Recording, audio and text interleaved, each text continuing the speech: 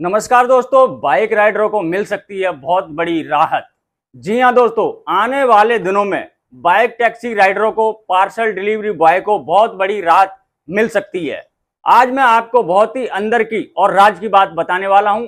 आखिर ये राहत बाइक टैक्सी वालों को कैसे मिल सकती है। दोस्तों, जो काम बाइक राइडरों को करना चाहिए था वो नहीं कर पाए। इसका मुख्य कारण था उनके अंदर एकता की कमी। दूसरा, उनके संगठन का मजबूत ना होना। संगठन मजबूत बनता है ड्राइवरों से। अगर ड्राइवर मिलकर अपने संगठन का समर्थन करते हैं तो संगठन मजबूत होता है और संगठन ड्राइवरों के लिए आवाज उठा सकता है। लेकिन ड्राइवरों ने साथ नहीं दिया, जिसके कारण संगठन कुछ कार्रवाई नहीं कर पाया। लेकिन अब वही काम दिल्ली के ऑटो टैक्सी ड्राइवर भाई करने जा रहे हैं और इस काम से ऑटो टैक्सी ड्राइवरों को तो राहत मिलेगी ही मिलेगी, साथ में बाइक टैक्सी राइडरों को बहुत बड़ी राहत मिल सकती है। तो क्या है वो अंदर की बात बताने से पहले आप सभी से रिक्वेस्ट है, अगर आप हमारे चैनल पर पहली बार आए हैं और अभी तक आपने हमारे चैनल को सब्सक्राइब नहीं किया तो सब्सक्राइब करके बेल आइकन जरूर दबा लें। और अगर आप हमें फेसबुक पे देख रहे हैं तो हमारे फेसबुक पेज को ही फॉलो जरूर कर लें। तो चलिए दोस्तों, मैं आपको बताता हूं कि किस प्रकार से ऑटो टैक्सी ड्राइवरों की मदद से इन बाइक टैक्सी राइडरों को और पार्सल डिलीवरी बॉय को बड़ी राहत मिल सकती है। तो सभी को पता होगा कि दिल्ली के अंदर 22 तारीख से ट्रांसपोर्ट हड़ताल होने वाली है। और ये ट्रांसपोर्ट हड़ताल किसके कारण होने वाली है? इसके दो कारण हैं। पहला, ऐप बेस्ड कंपनियों के खिलाफ। दूसरा, अवैध तरीके से दिल्ली के अंदर चल रहे वाहनों के खिलाफ। उन वाहनों में कौन कौन शामिल है? जैसे प्राइवेट नंबर की बाइक टैक्सी और साथ में अवैध ई रिक्शा जो बिना नंबर प्लेट के होते हैं, और भी अन्य वाहन हैं जो अवैध तरीके से दिल्ली में काम कर रहे हैं। इन्हीं सब के खिलाफ, खास करके ऐप बेस्ड कंपनियों के खिलाफ दिल्ली के अंदर 22 अगस्त से एक बहुत बड़ी हड़ताल का ऐलान कर दिया गया है। और अगर ये हड़ताल होती है, जिस तरीके से इस हड़ताल का ऐलान किया गया है, अनिश्चितकालीन भी हो सकती है, 2 दिन की भी हो सकती है। और इस हड़ताल का मकसद है सरकार के ऊपर, ऐप बेस्ड कंपनियों के ऊपर दबाव बनाना। सरकार के ऊपर यह दबाव बनाया जाएगा कि जितनी भी दिल्ली के अंदर ऐप बेस्ड कंपनियां काम कर रही हैं, जिन्होंने दिल्ली सरकार से कोई भी लाइसेंस नहीं लिया है, या तो उनको तत्काल प्रभाव से बंद कर दिया जाए और उसकी जगह सरकारी ऐप को लॉन्च किया जाए। तो दोस्तों, अगर इस ट्रांसपोर्ट हड़ताल से दिल्ली सरकार दबाव में आती है तो दिल्ली सरकार इन ऐप बेस्ड कंपनियों पर भी दबाव बनाएगी कि अगर उनको दिल्ली के अंदर काम करना है तो लाइसेंस लेना पड़ेगा। अगर दिल्ली के अंदर काम नहीं करना है तो आपको दिल्ली के अंदर से अपनी सर्विस तत्काल रूप से बंद करनी होगी।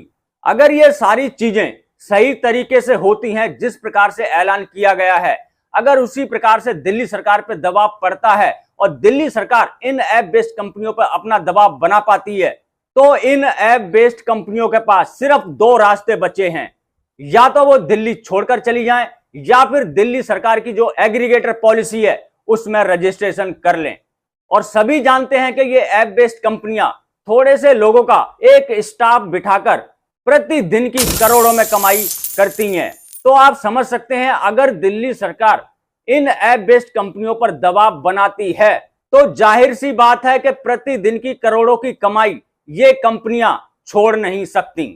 इनको मजबूरन दिल्ली सरकार से दिल्ली में सर्विस देने के लिए लाइसेंस लेना पड़ेगा। अगर ये कंपनियां दिल्ली सरकार से लाइसेंस ले लेती हैं तो सबसे पहले इन बाइक टैक्सी ड्राइवरों को, पार्सल डिलीवरी बॉय को, फूड डिलीवरी बॉय को सबसे बड़ी राहत मिल जाएगी। फिर उनको चोरी छुपे दिल्ली में काम करने की जरूरत नहीं पड़ेगी। जैसा कि आज की डेट में उनको हर समय डर लगा रहता है, कहीं ट्रैफिक वाला ना रोक ले, कहीं आरटीओ वाले ना रोक ले, कहीं कोई ऑटो वाला ना रोक ले, कहीं कोई टैक्सी वाला ना रोक ले। क्योंकि मुझे व्हाट्सएप पे कई ऑटो ड्राइवर भाई और कई टैक्सी ड्राइवर भाई वीडियो सेंड करते रहते हैं, जो कि मैं अपने फेसबुक पेज पे पोस्ट करता रहता हूं और सभी को जागरूक करता रहता हूं कि आखिर दिल्ली के अंदर क्या चल रहा है। तो जो दबाव दिल्ली सरकार पे और इन ऐप बेस्ड कंपनियों पे बाइक टैक्सी राइडरों को डालना चाहिए था, वो नहीं डाल पाए। वो चोरी छुपे काम करने को आज भी मजबूर हैं। इसका मुख्य कारण आपको मैंने पहले ही बता दिया, इनके अंदर एकता की बहुत ज्यादा कमी है और इनका संगठन इतना मजबूत नहीं है कि इन ऐप बेस्ड कंपनियों के खिलाफ लड़ सके, दिल्ली सरकार के खिलाफ लड़ सके, क्योंकि दिल्ली की ऑटो टैक्सी यूनियन काफी पावरफुल है, उनके पास हर सुविधा मौजूद है। वो सरकार पर भी प्रेशर बना सकती हैं, यहां तक कि अगर सरकार से भी काम नहीं चलता है तो वो सुप्रीम कोर्ट, हाई कोर्ट भी जाने का दम रखती हैं। लेकिन वहीं बाइक टैक्सी की बात करूं तो उनका संगठन इतना मजबूत नहीं है, क्योंकि ड्राइवरों ने ही अपने संगठन को मजबूत नहीं बनाया। अगर ड्राइवर साथ देते तो इनका भी संगठन मजबूत होता और ये भी दिल्ली सरकार या फिर ऐप बेस्ड कंपनियों के खिलाफ कोई बड़ा कदम उठा सकते थे। हालांकि कुछ लोगों ने अपना भरपूर प्रयास किया था कि राइडरों की परेशानियां कम की जाएं, लेकिन राइडरों ने खुद ही उन लोगों का मजाक उड़ाया, उनकी हंसी बनाई और आखिरकार उन्होंने भी अपनी हार मान ली और वो घर पर बैठ गए। तो जो काम बाइक राइडर या डिलीवरी बॉय नहीं कर पाए वो दिल्ली की ऑटो टैक्सी यूनियन और दिल्ली के ऑटो टैक्सी ड्राइवर करके दिखाएंगे। 22 तारीख से या तो ये हड़ताल 2 दिन की होगी या फिर ये हड़ताल अनिश्चितकालीन भी हो सकती है।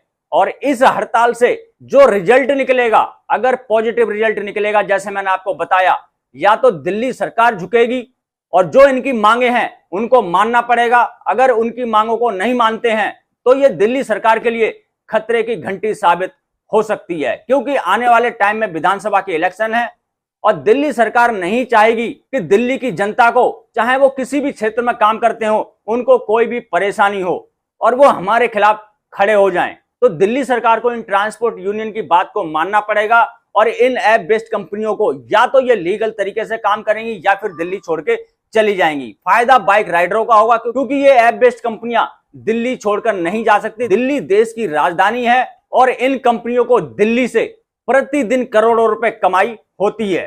तो इन कंपनियों को मजबूरी में दिल्ली सरकार से लाइसेंस लेना पड़ेगा, रजिस्ट्रेशन करना पड़ेगा और जो उनके साथ में राइडर या डिलीवरी बॉय जुड़े हैं उन सबको भी एक सरकारी तरीके से, यानी कि सरकारी प्रक्रिया से जोड़ा जाएगा और इन राइडरों का और डिलीवरी बॉय का डर खत्म हो जाएगा। जब भी उन्हें कोई रोकेगा तो वो गर्व से अपनी कंपनी का वो लाइसेंस दिखा देंगे कि हम एक ऑथोराइज कंपनी के साथ काम कर रहे हैं।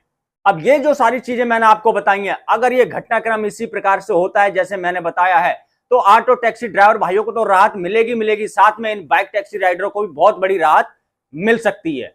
तो दोस्तों ये तो आने वाला समय ही बताएगा कि आखिर होगा क्या, ये हड़ताल होगी, अगर होगी तो कितनी कामयाब होगी, कितना दिल्ली सरकार पर और इन ऐप बेस्ड कंपनियों पर वो दबाव बनाने में कामयाब होगी, ये तो 22 तारीख के बाद ही पता चलेगा दोस्तों। तो आप भी इंतजार करिए, हम भी इंतजार करते हैं और मिलते हैं आपको किसी और जानकारी से भरपूर वीडियो में। तब तक के लिए जय हिंद, जय भारत।